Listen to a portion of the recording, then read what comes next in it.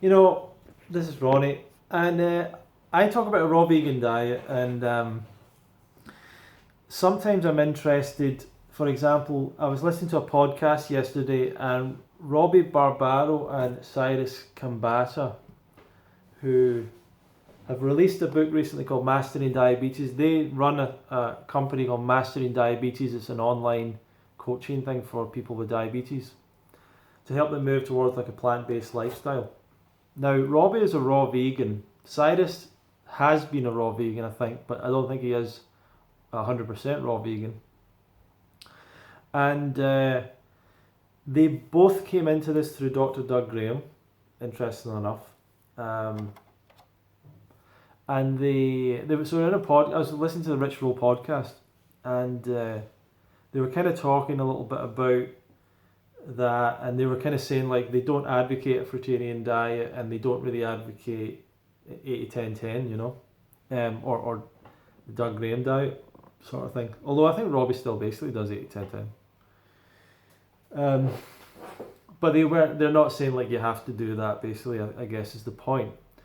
But it's interesting to me. They kind of they said a phrase at one point as well. Yeah, we don't recommend a fruitarian diet, right? Now, this is an interesting thing for me as a raw vegan in the raw food community, right? I see a lot of people say they don't recommend a fruitarian diet. Doug Graham definitely doesn't. I think Rick and Karen Dean, I don't think they recommend it. I think if you were to speak to a lot of the different leaders, they would say they don't recommend 100% fruitarian diet. And my question is, why not? That's my question. And I don't see it as being essential to do 100% fruit diet or whatever. I get that part of it, right?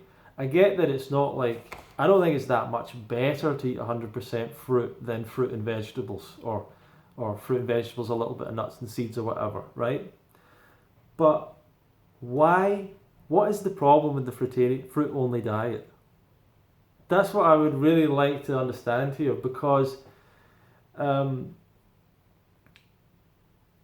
problem really in our world is dietary excess. It's not deficiency. A lot of you are worried about deficiency. It ain't happening.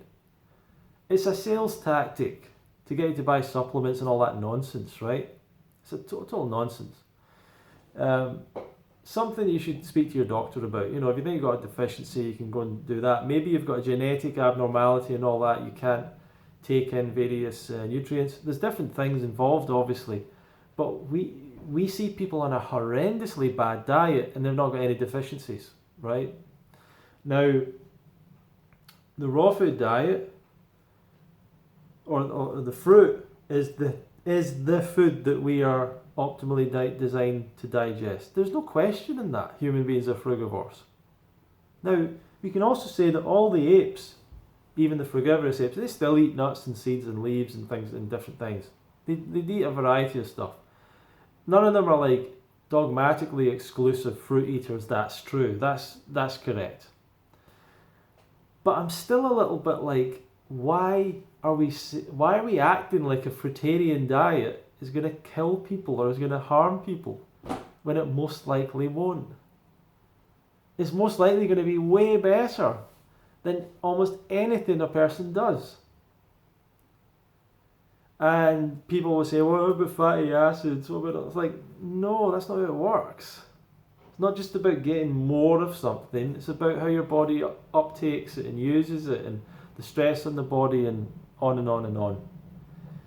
So I just don't see it as being a big issue. Now, I'm not telling anyone. I think it's easier for most people to do a diet where they continue to have savoury food and have salads, and that makes it easier for a whole number of different reasons.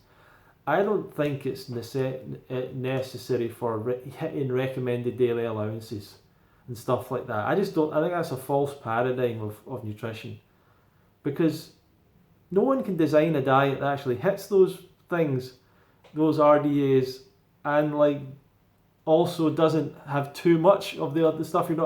It's ridiculous. The standard diet, you can't really hit that RDAs without it causing problems, without it causing without putting yourself at risk of disease. Like, it's just silly. You can hit the RDAs on a raw vegan diet.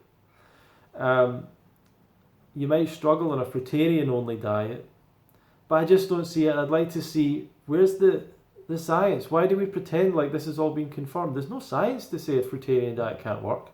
It's all balls. Like, if you look at the Wikipedia page, it's all nonsense stuff. It's all stupid, like, nutritionists who don't know what they're talking about. So that's my question.